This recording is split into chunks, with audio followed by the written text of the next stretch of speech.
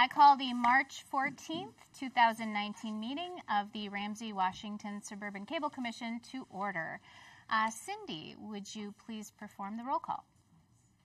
Randy LaFoy. Lisa Reichfeld. Here. Joanne Frame. Here. Jeff Huber. Here. Steve Bonin. Ginny Holder. Here. Karen Gotchfer. Here. Newton Smith. Here. Scott Thorson. Scott Dudek. Lori Polkerbeck. Here. Jim Dustin. Here. Les Dom. Here. Ron Den. Here. Luke Mashad. Beverly Friend. Here.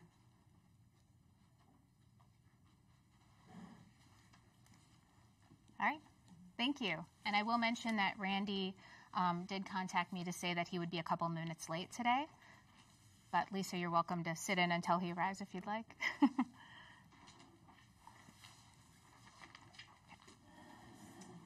All right, then next up we have approval of the agenda. Are there any suggested changes?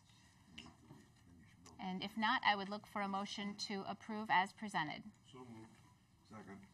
We have a motion and a second. All those in favor say aye. Aye. Opposed? Motion carries. Next, we have public comment, and we have two people who've signed up for public comment this evening. And because we haven't had visitors in a while, I'll just remind everyone that public comment is limited to 5 minutes per person. And we ask that no defamatory comments be made, and comments should pertain to commission business. So the first person signed up is Bob Zick from North St. Paul. Bob.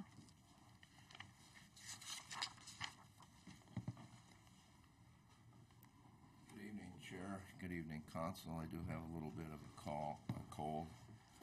And so somebody like Mr. Huber isn't confused. I do have financial, property, and business interests. And please listen, Jeff. I know you're arrogant and rude, but, you know, the truth is the truth. So I do have that interest in Grant. What I want to talk about this evening is the viability and the demise of this commission and what purpose there is that does not exist. What do you people do? I mean, listening to Comcast and their numbers of people that watch what we used to call public access television, but which really now is just government television, because that's the only purpose you serve, the government and the government schools. There's no reason the people that talk to me, they say, Bob, we got rid of Comcast. There was no reason to have it. The shows that used to be on there that were produced by the citizens, that this was all, yeah, laugh, Jeff, that this was all about, doesn't exist anymore. You know, for the same reason, I canceled Comcast. Why do I need it? The stuff I wanted, you took away. I mean, you talk about purchasing a new production truck. What? Is that off the table? But that was $80,000. What do you guys do? You know, citizens, and I can understand why Comcast says that, you know, be competitive. They got to get that over $6 a month off the cable bills. $80 a year that some people are paying for what? So they can watch government, so they can watch this? You know, this is a joke. When you closed down public access television, you shot the goose that laid the golden egg. That was the reason people had cable TV. Comcast, in their short-sightedness, never marketed. They had something that Dish, Satellite, nobody else had. But their short-sightedness and the vindictiveness of places like Maplewood and the rest of these cities took and shut it down.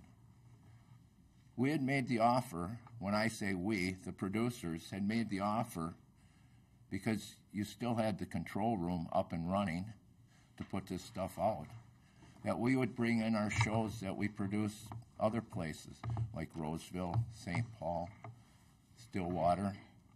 But even that was too much for you people to deal with.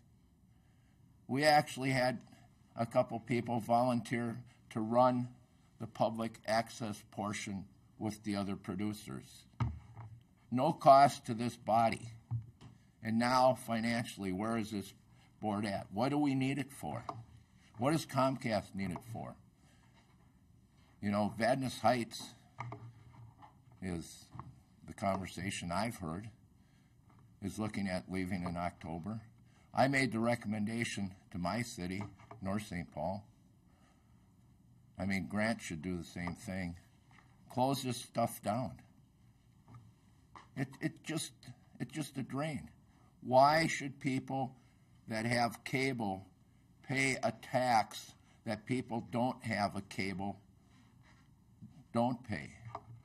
It's just a revenue stream for the cities. That's all it is. Why should they pay $80 a year so somebody that sits over there and laughs like Mr. Huber gets over $2,000 a year in free cable services? You know, we brought up the tax implication of that one time about, does this get filed with the IRS? I hope somebody speaks to that. Maybe Mr. Lanou will address that issue. I wish I could get some answers from this body. What purpose do you serve? Other than every other month come in here and sit around for a little bit so you can get your free cable package. I mean, I know some don't take it. I know, like, my commissioner from North St. Paul didn't take it, but most of you do. It's really a shame that a premier system and a number of awards that public access channels received over there, national awards, was all thrown out. So, Mr. Finity, he still has his job, but everybody else does not have their jobs. This should not be a revenue stream for the cities, and that's all it has come to. And it should never be referred to as public access television, because there's nothing public about it anymore. It's all government. Bob? Shame. Thank you, Lori. No, that's enough. You know my sentiments here. Yep. Everybody does. And I hope when a couple more cities pull out that eventually this whole thing implodes and goes away. We had something great, and it got destroyed.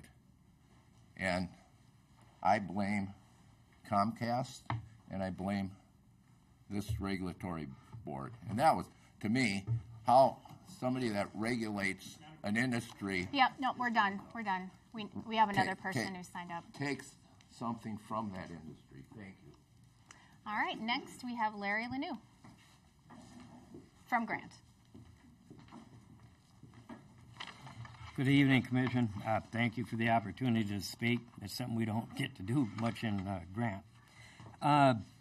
One of the things, and at least it isn't recorded in Grant, I'll put it that way for the public to see, it is deleted.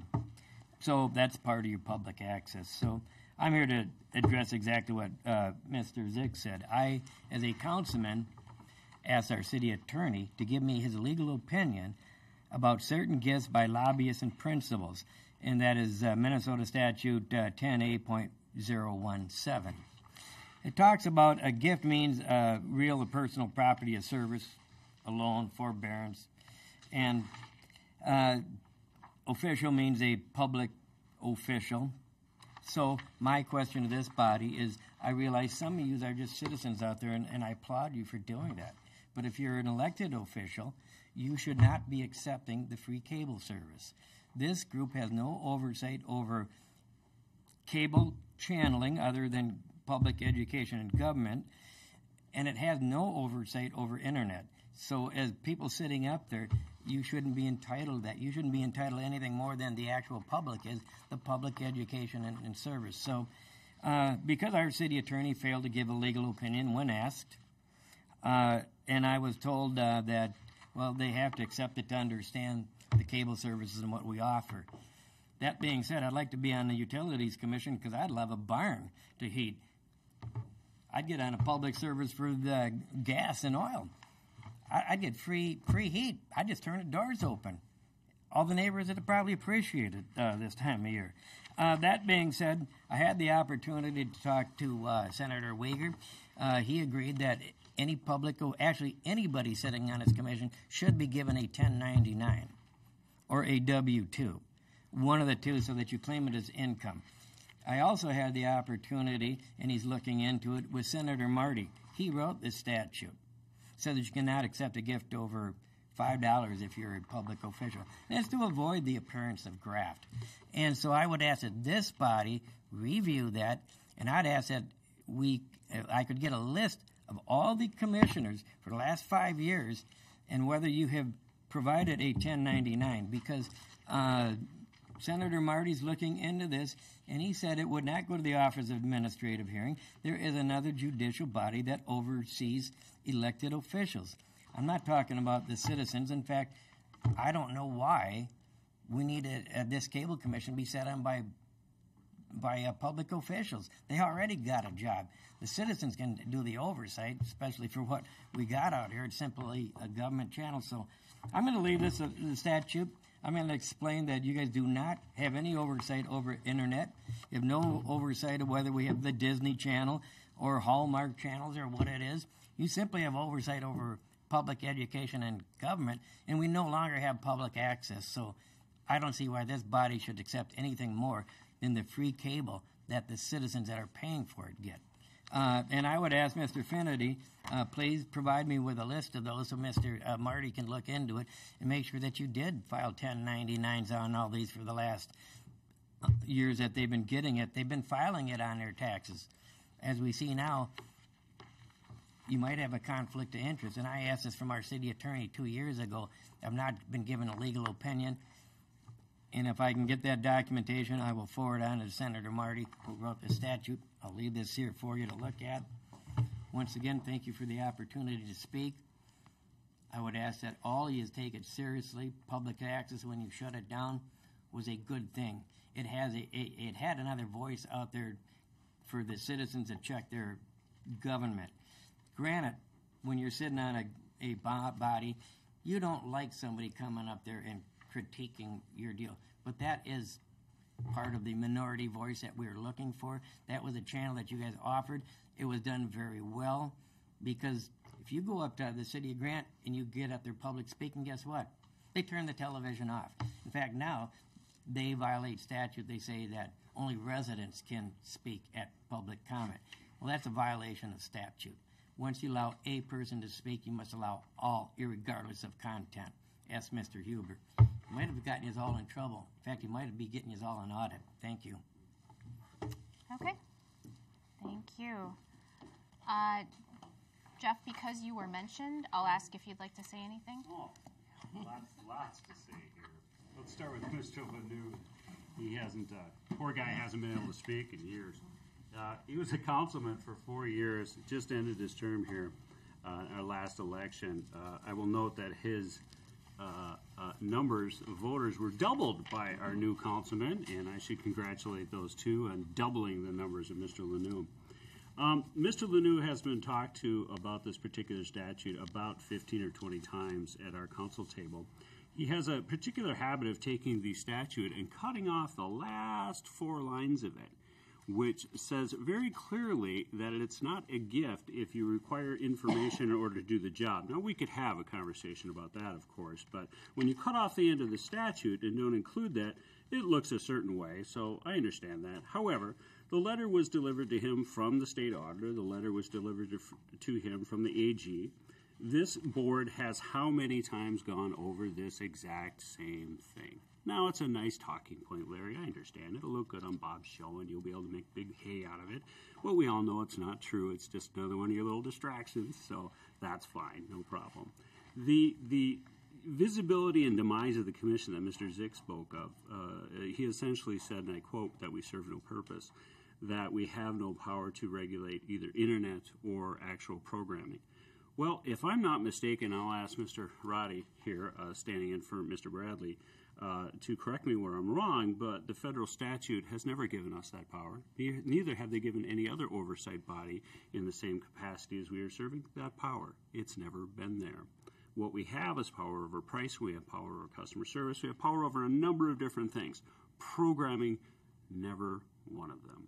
So these answers have been supplied to you, gentlemen, so many times that while this is a great way for you to come here and sort of an outlet for you to talk, and I get it, it's hopefully, cathartic, makes you feel a little bit better, but we've been through these things so many times as a board, I'm done wasting my time with them. I'd appreciate it if the executives up here, Mr. Finity, Ms. Pokravic, Ms. Vrent, if we could just move past this. I mean, we have done this so many times. Let's stop wasting time. Let's get through our agenda and get moving here.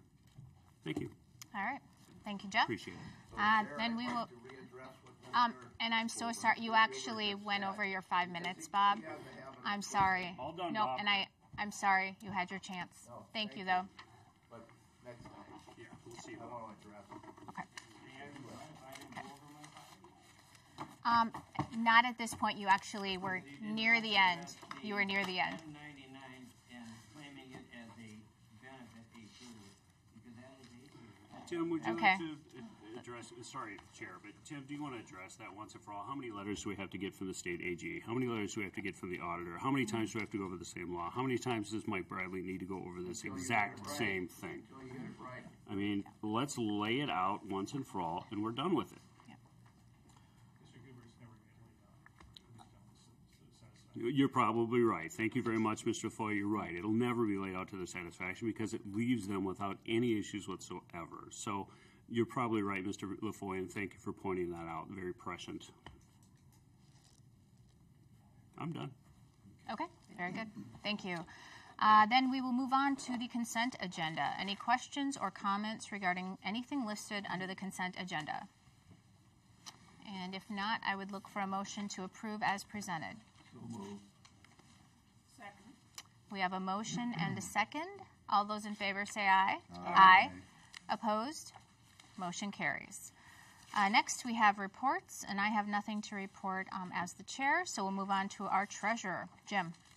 Oh, put me right underneath the controversy here.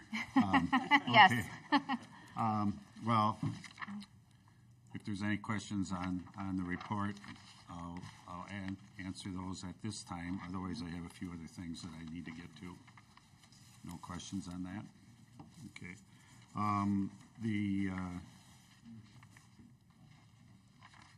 The Finance Committee met and went over the review of the Executive Director.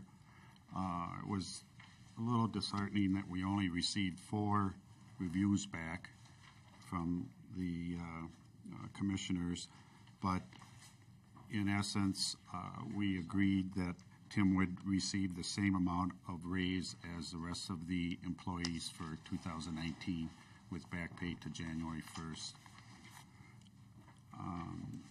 Also looking at some of the past minutes, I realized that when we passed the budget in July, we had a note that we would revisit the issue of cable finance, and so the Finance Committee will revisit that at their next scheduled meeting.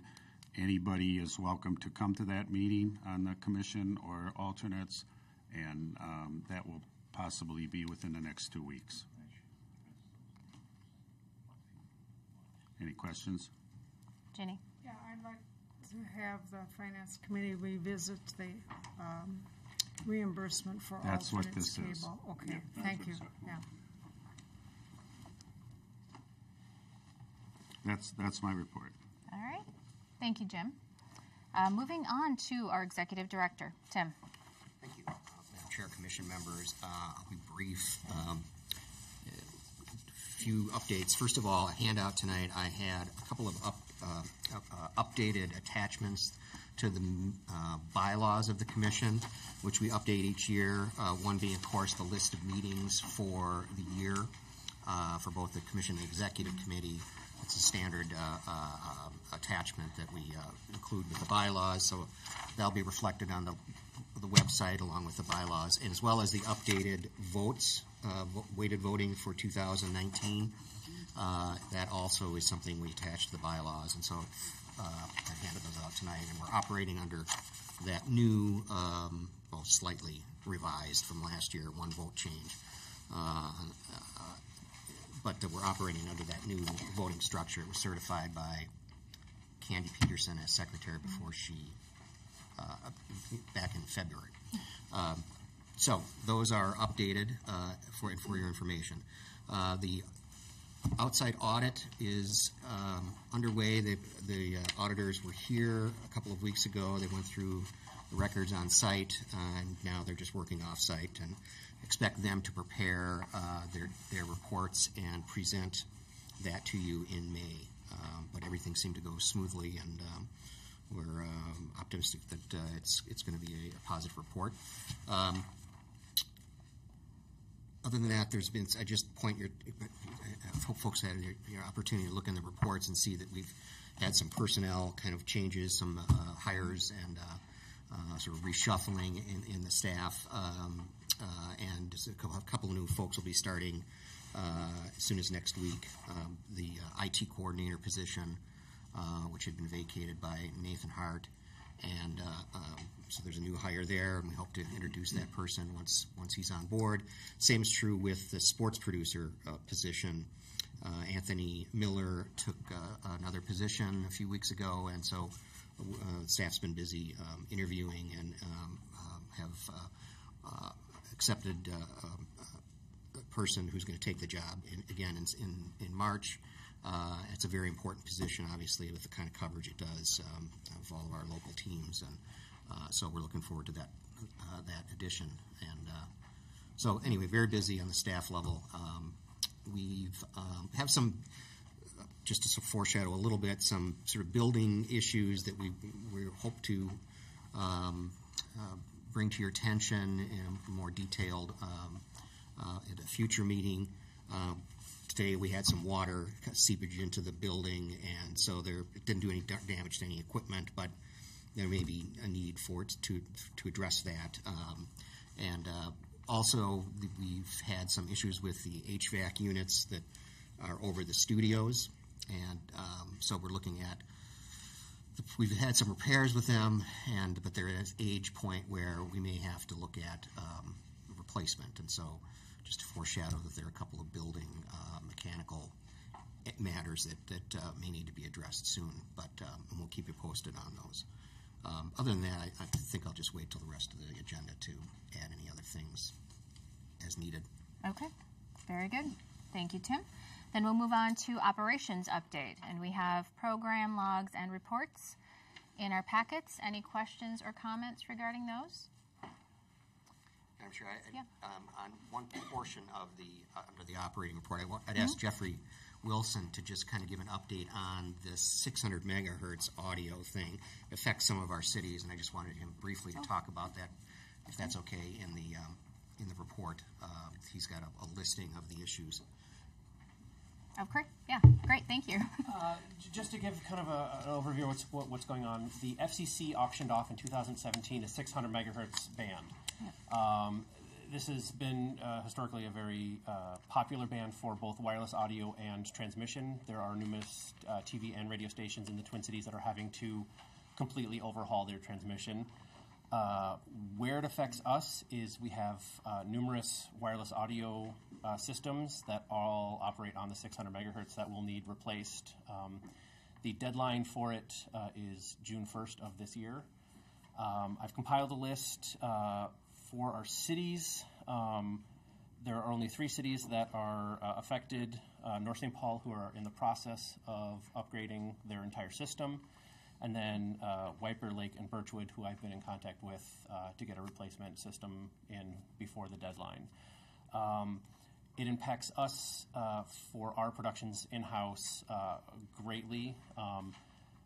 the majority of our truck and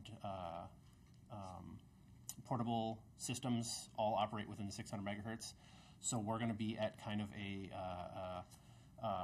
between a rock and a hard place come June 1st with needing to replace that audio system to keep up with production needs.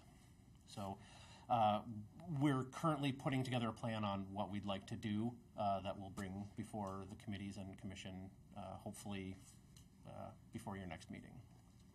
Jeff.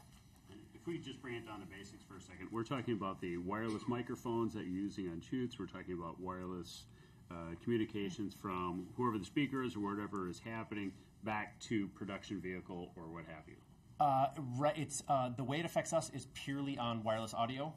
Yeah, any microphones, handheld, any of that, anything that we use wireless. Out of all of our stuff, we have 3 systems that will work out of about a dozen or so. Okay. So 600 megahertz. Once they basically they auctioned off the bandwidth, you can no longer be on it. Correct. Okay. So June 1st, T-Mobile is the majority stakeholder in the 600 megahertz. They're using it for 5G. Okay. Their equipment is in place. June 1st, they turn it on, and we could try to use it, but their system will override, and we'll just get static. We'll get run over. Right. Okay. So that's something we got to look at pretty quick then, huh? Yep, we're in the process. I'm talking with our vendors, and we're trying to get through this as quickly as possible to get something in place. Sounds good. Okay. Any additional questions for Jeffrey? All right, well, thank you for the update. Thanks. All right, then we will move on to committee reports, and we have the minutes from 3 meetings. Any questions or comments regarding any of those? If not, we'll move on to our attorney, and we have Mr. Roddy here today. Do you have any comments for us this evening? I do. I have a few things I'd like to bring to the Commission's attention. The first is that on March 5th, we filed, our law firm worked with MACTA to file a letter with the FCC in response to some of NCTA's latest allegations against Minnesota local franchising authorities. In our letter, we just clearly state that what they're saying is just not true. The inappropriate behavior that they're alleging relates only to freely negotiated contract terms. These are not terms that are being imposed by this commission specifically, on Comcast or CenturyLink or Bright House or Charter, anybody like that. We're not doing that. We made that very clear in our letter. We encourage cities and towns to continue to work with your local representatives to continue to file letters with the FCC kind of explaining why their proposed actions are wrong and frankly harmful to local communities.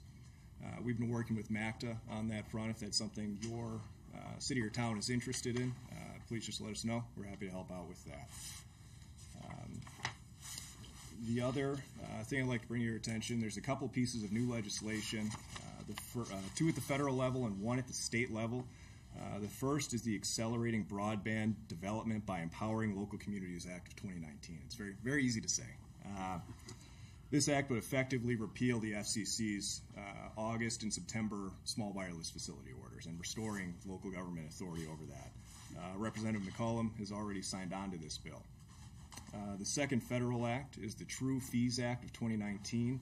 It would require voice, internet, and video service providers to advertise prices that include all taxes, fees, additional charges like the regional sports fee, broadcast TV fee, anything like that, in their advertised price.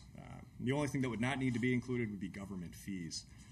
This act would also provide for subscribers to be able to get out of a subscriber agreement or cancel a subscriber agreement if their prices are increased. The last piece of legislation is at the state level. It's Senate File 998. This is a bill that T-Mobile has pushed that would restrict the hiring of third-party consultants whose costs are passed on providers like T-Mobile. LMC has testified in opposition to this bill, and the bill did fail to get out of its Senate committee, and it did not get a hearing in the House. Although this bill can't move forward as a standalone bill, it is very much still alive in this session, and it's something we'll be monitoring and providing you with updates on as needed. Thank you. All right, any questions? Jim? I have a question for Attorney. Some residents have called me and said that they've negotiated a lower price with Comcast for their bill. And with that, the person on Comcast side tells them that this is a 2-year contract, and they have to keep at least one of the services within that full 2 years. Sure.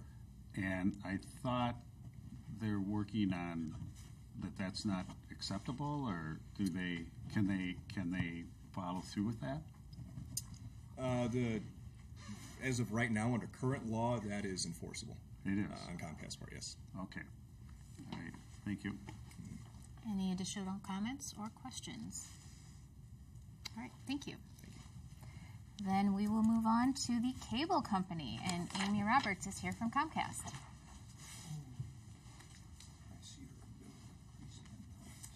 Good afternoon, Madam Chair, members. Thank you very much for the opportunity to come here tonight. I just had a few updates on behalf of Comcast that we wanted to share with you, just some of the activities we have going on in the communities right now. First up is our Comcast Cares Day. This is our nationwide day of service. It's an opportunity for all Comcast employees to say thank you and give back to the communities that we live in, we work in, that we play in. Traditionally, it has been held on one day, and that this year is May 4th. But this year, we're expanding sort of our window of project opportunity. So starting with April 1st through May 13th, this was to sort of offer some flexibility to employees, but also to meet our community partners kind of where they are, depending on what some of those needs look like and what sort of projects would be most beneficial for them and in a given kind of timeline. So last year we had over 1,500 volunteers in the Twin Cities region, helping at 31 different projects. They were scattered throughout the Twin Cities metro area, our service area. A couple of our local partners include Solid Ground here in White Bear Lake, Boys and Girls Club, Neighborhood House, Pillsbury United, the Hmong American Partnership, and a host of other community or nonprofit partners that we do a lot of work with throughout the year. Some of our projects this year, we do a company-wide blood drive. Our Veterans Employee Network is working on some housing projects with MACV, the Minnesota Assistance Council for Veterans. We're working with the ARC on, they get a lot of donations, so we're going to help sort and tag and categorize and do whatever sort of organization they need help with for all of the donations that they get in. So different projects like that, and our employees really look forward to working on different projects. There's a whole bunch of internal competition over this group and that group and who's doing what and how it's all going. And so it's just a lot of fun, and I wanted to make sure you guys were aware of some of the things we have going on related to Comcast Cares Day. Another piece of good news on our end, we have a Leaders and Achievers Scholarship Program that has been in existence since 2001. We provide scholarships to students who demonstrate a commitment to community service. They need to be enrolled or planning to enroll full-time in a 2 or 4 year accredited program. They have to have a minimum GPA of 3.0, and then they have to demonstrate some kind of financial need to qualify for our scholarship. Since we first started the program in 2001, we have provided over $30 million in scholarships to nearly 28,000 high school seniors. So this year's nominations were due at the end of 2018, and we will be announcing those recipients at the end of April, beginning of May, depending on after they check through, all the qualifications, et cetera, et cetera. So, and lastly, very excited to announce Comcast Business this week announced that we are going to be providing now our X1, our Emmy award-winning X1 video platform service. Is now available to bars and restaurants and hotels and gyms, so to our business customers throughout our footprint. X1 for business, so it's a lot like the residential X1, but for business, easier search navigation, voice control, the picture-in-picture. But we also have the sports content. Obviously, this would be a good time with the Final Four right around the corner. Sports content companion called the X1 Sports app. It will include, or does include, team and player profile information, statistics, real-time kind of game-specific data that people would be able to access during, say, the Final Four. Right now, about 2/3 of our residential customers have X1. There were over 24 million residential voice remotes deployed in the last year, and there were 8 billion voice searches last year alone. That caught my attention too. 8 billion voice commands. I know I myself have sometimes had to repeat myself, so I'm not sure if that's 8 billion because I had to say 5 times, which I was looking for, but that's kind of my fault because I might have mumbled a few times. So that's just a quick update for some of the things we have going on at Comcast. Unless you have any questions or anything for me, I'll be around. Stay. I just want to check that number. 2/3 of residential customers are using X1. That is correct. Nationwide. That's not like Twin Cities specific, but nationwide. Thank you. I wanted to tell you about how pleased I am with the service I got from Comcast. I got a phone call, and they said that they had noticed that they go out randomly and drive down roads to see if there are any leaks in the cable. And they said that I'd had one, and could they send out someone to come into the house and see if it was on the internet, TV service, or the phone, because I have all 3. And and this gentleman was so nice. He spent the afternoon at my house. He rewired the whole house. I mean, it had been 20 years since I bought the house, so this is 20 years since I put cable in. And he found everything. Here I have been blaming you because it was tiling. My TV was tiling and cutting out, and I kept saying, oh, that darn Comcast. Well, actually, they found the problem, but he did not leave until he had every number where it was supposed to be. And I thought the service was excellent, and he saved me a lot of cussing, and I'm not having any problems. So, thank you, Comcast, for finding it. I didn't know I had a problem, and I'm pleased with the rewiring. All the cable to all the rooms is new. Wonderful. So I'm real happy with that. So thank you. Thrilled to hear that. That is exactly the kind of effort we've been putting into the customer experience. I'm happy to hear that. I'm not surprised because I know, particularly with our network, I know the dedication our tech ops have to keep our network up and running and the best in the business. So that's great to hear. Thank you. Yep. Thank you again. Thank you. And you're so polite. Les. Wonderful. I'm curious, how are the rates comparable for business versus residential? Much like our residential service, business also operates on a scalable level. So it's like apples to oranges, right? It would depend on, are you a single, one shop or one person shop, or are you a Comcast? Are you a multi-thousand multi-network demand? It's scalable, so it kind of depends on what level of service you're looking for, and then also how many different product pieces you're looking for. Is it just internet? Do you have some of the other products that we offer, like our smart office? That is kind of like a security concept, but so there's just all different types of packages. I would encourage you to go to our website. Either you could go Comcast.com to look at our or Xfinity.com for the residential, and ComcastBusiness.com and look over all the different offerings that we have on the business side.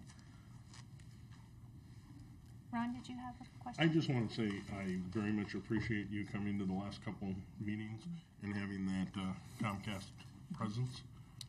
It's nice to have that back. Agreed. I agree. Thank you. Any additional questions or comments? All right. Well, thank you very much, Amy. Yep. All right. Then we will move on to unfinished business. And the first item is updated franchise renewal timeline and extension agreement. Tim. Yes, Madam Chair, Commission members. This item comes from your Legal Policy Committee. It is essentially a proposal, once again, to extend the expiration date of the current franchise with Comcast, this time to a date of February 28, 2020. And along with that is a proposed revised timeline to reflect the new schedule, as it would have to be set based on this new expiration date. During October 21st, during a negotiation session between the parties, it was agreed that it would be useful to have an extension to continue to do informal negotiations. And so that's the genesis of this. It's the agreement itself is identical to what you've used before, and the process has been to send this forward to the municipalities as a recommendation, and then each of the councils can review it and approve it. So, unless there are questions, it's something we recommend that you authorize and direct to be sent to the cities. Ginny. I know, Tim, you'll do this, but I want to reiterate that to make you or someone else available at each city council to answer questions. This must be the 5th extension, and they may have some questions about how come. Sure. I usually work that out ahead of time to see where they're going to put it, but I make myself available, yes. Any additional questions or comments? If not, then I would look for a motion. So moved. Second. All right, we have a motion and a second to approve the updated franchise renewal timeline and extension agreement as presented. Further discussion? Hearing none, all those in favor say aye. Aye. Aye. Opposed? Motion carries. Next, we have Comcast reply to Commission's notice of violation. Tim. Yes, Madam Chair, Commission members, at the January meeting, the Commission directed directed staff to issue a notice of violation to Comcast. It's in connection with the state litigation. The notice of violation was drafted and sent. Comcast, in turn, the notice of violation contemplated that it provided for a 30-day cure period, but contemplated that the cure period could be extended given the nature of the dispute at the state level. And with an acknowledgement that we aren't in control of those timelines at the state level. And so Comcast has provided a response, which is in the packet, and I guess I would turn it over to Vince in terms of a recommendation about consideration of an extension of the cure period. Thank you, Tim. We would recommend extending the cure period, given the complex nature of what the state AG has alleged. We would recommend extending the cure period either 6 months or a year. 6 months would put us at July 11th, 2019, and a year would be January 9th, 2020. I think either of those dates would be appropriate, and we could reevaluate again at that time. There was a question that did come in before the meeting. We are relying on the AG's lawsuit for our notice of franchise violation. We have not conducted or opened our own investigation at this time. Jeff. So it's your opinion that 6 months then would give a reasonable time for the AG to work through this along with Comcast as the defendant, and then we would just review in 6 months. Is that correct, or do you want a year? I think 6 months would be appropriate, either timeline. I think there's a very realistic chance that this goes even longer than a year. That's always possible. Well, like the extensions, I guess from my perspective, like the extensions we just talked about with the franchise, I think it's always best to go the 6 months, and then you can reevaluate. You may have more information regarding the lawsuit at that point, and some parts of it may be settled at that point. So I guess I would ask the board to contemplate 6 months instead of a year. It is a motion, 6 months. I'll second it. Thank you, Mr. LaFoy. You're very helpful tonight. Okay, we have a motion and a second. Further discussion? Ginny. It's just, an opinion at this point. There's usually a settlement involved once we finally get to the end, once the facts are known. And I always am bothered by the fact that the people who actually suffered the damage might not get the refunds back because the customers change, and so I speak to the shorter period, but I also I'm not sure what's the appropriate information to communicate to the AG that it's important that the people who suffered the consequences get the refunds under any settlement and that it not go on for a long, long time. Jeff? If I may ask a question of our attorney. Vince, since the AG has brought this suit, and it is not, as I understand it, a normal class action suit with private attorneys involved, is that correct? That is our understanding. That's our understanding. Okay, so the AG in this case would identify, to Ginny's point, the affected parties and distribute those whatever penalties may be assessed against Comcast back to the affected parties, or would the AG attempt to cover their costs with this? Can you give us a breakdown on how that might occur? I think a good example to look at might be CenturyLink's recent lawsuit and settlement with the AG's office, and in that settlement, if I remember correctly, CenturyLink ended up providing refunds to affected customers. They ended up, they capped their rates for a number of years and were required to make additional commitments into customer service resources in the area here, and those were all things that the AG's office had negotiated. So just to summarize that real quickly, the affected parties reap the benefits from that in the vast majority of the claims, right? Yes. It went back down to the people that were hurt. That is always the goal, and that's something that we can look at too and act through this commission if it's appropriate. I would agree. Okay, Ron. Question of the attorney as well. Is there a reason that we're not proposing the stay last until the judgment is reached in the Attorney General's case? Because I was all for the notice of franchise violation. I believe that was the right thing to do. But I do believe that this is based on the outcome of that Attorney General's claim. And do we need to address it in 6 months, or do we address it once there's a ruling?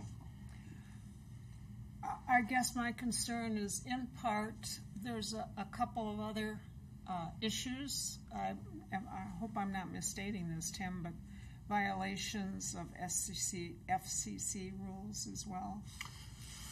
Well, if the implication is that if the and Vince may be able to correct me if I'm wrong on this, but our notice of violation, of course, describes the Attorney General's allegations. But I think we, in addition, our notice of violation included FCC code violations that would be implicated as part of, assuming that these things are true at the state level. Just like, right. So much like it implicates our franchise violations, it also implicates FCC violations, if I'm accurate about that. So it is 100% accurate. So there are some additional things there, but they still are all sort of tied back to that state thing. I don't think it's not unreasonable to do 6 months, it seems to me, and then you can at least get an update as a commission and then decide about continuing the cure period at that point in time. I think that's a prudent approach. Jeff? Yeah, if nothing else, I just don't want it to fall off the radar. And all of a sudden, they did a settlement. Well, I haven't even had any update on it all. I have no idea what's going on. I mean, I hate to say it, but I mean, I do want to be not left in the dark on it. I'd like to know what's happening. Ginny? Again, another legal question. Since we have, each of our cities has the franchise, if the AG finds that there are deficiencies that need to be taken care of, do we assess any penalties according to our franchise agreement? Or are we just sitting back here as a second party? So we are entitled to assess additional penalties under each of the franchises, which is why we issued the notice of franchise violation. It so to speak, saves our spot in line. That would be a separate. The penalty enacting penalty provisions would be a separate decision. Yeah. At the point. But that's another reason to revisit. Yes. Right. Absolutely. Okay. Ron. So then one more comment. If we are going to go with 6 months, I'm going to propose that we go with September 30th, 2019. That gives us our September meeting to discuss whether or not it looks like we need to grant another stay. I think that would be appropriate. That's our meeting. That's our meeting date, right? You looked it up, didn't you, Ron? Our meeting date is September 12th, so I left a couple weeks afterwards for us to send appropriate notifications. I think that makes sense. We do, however, have a motion and a second, so. Yes. Very good. All right, so you accept that friendly amendment, okay. Further discussion? All right, so then we have a motion and a second to extend the cure period to September 30th, 2019. All those in favor say aye. Aye. Opposed? Motion carries. Then we move on to new business, and we have review rosters of commission committees for 2019. Tim. Yes, Madam Chair, Commission members, there's two sort of areas here that I wanted to address. And first is that the City of North St. Paul has appointed Scott Thorson as the director, and so Candy Peterson is not going to be serving on the commission anymore. The implication of that is that she has been the secretary on the executive board, and so this is a vacancy on your executive board that you'll have to contend with. Speaking with Lori prior to the meeting, the thought was to sort of stay consistent with in terms of how to address this, stay consistent with your practice of having the Legal and Policy Committee survey folks and determine interest, and then bring back the matter to the next full commission meeting, so that you can hopefully at that point fill a vacancy in that spot. So that's number one. Number two is that I've wanted to make sure that we're clear on the committees otherwise, and so I put the listing of current committee members, plus, at least in one case, Lisa Wrightfeld was interested in the Finance and Personnel Committee. We have a new member. He's not here tonight, Scott Thorson, but he may have some interest in committees, and so the thought was that to make it known that sort of reexamination of appointments, give notice of that tonight and give some time frame to everybody about sort of deciding what they want to do, and then the executive committee in April, the final decisions can be made on other committee appointments, not the executive committee, but the other appointments. So this is sort of just to have a look at it and make sure that this reflects what you want if you're listed on a committee, and if not, then let us know. In the meantime, I can give that information to Lori, and it can be acted upon in April. Does that make sense? I'll send out a note to everybody about this as well. As chair of the legal and policy, we'll figure out a way to get the notice out. If you want to nominate somebody, or you want to nominate yourself, we're trying to be real efficient about it. You have a meeting date? We don't have a date. So. No, but I mean, we'll put one. Well, yeah, let me talk to you after the meeting. Okay. So we've got a couple of committee dates to get to nail down. Okay. Right, and I will note too that our next executive committee meeting is April 11th. So if people are interested in a committee, to contact Tim prior to that date. And then lastly, I wanted to mention that we could use another member for operations. And Randy, I don't know if you could speak to that.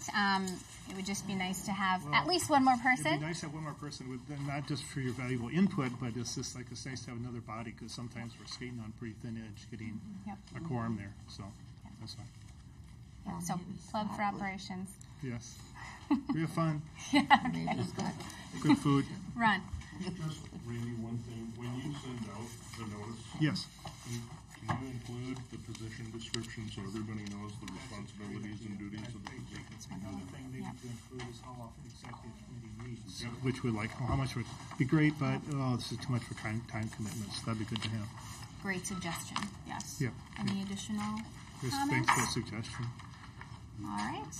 Well, then, more on that later. Then we'll move on to other business. Nothing listed. Is there anything that anyone would like to discuss before we adjourn? If not, I would look for a motion to adjourn. Second. We have a motion and a second. All those in favor say aye. Aye. Opposed? Motion carries. Thank you and good night.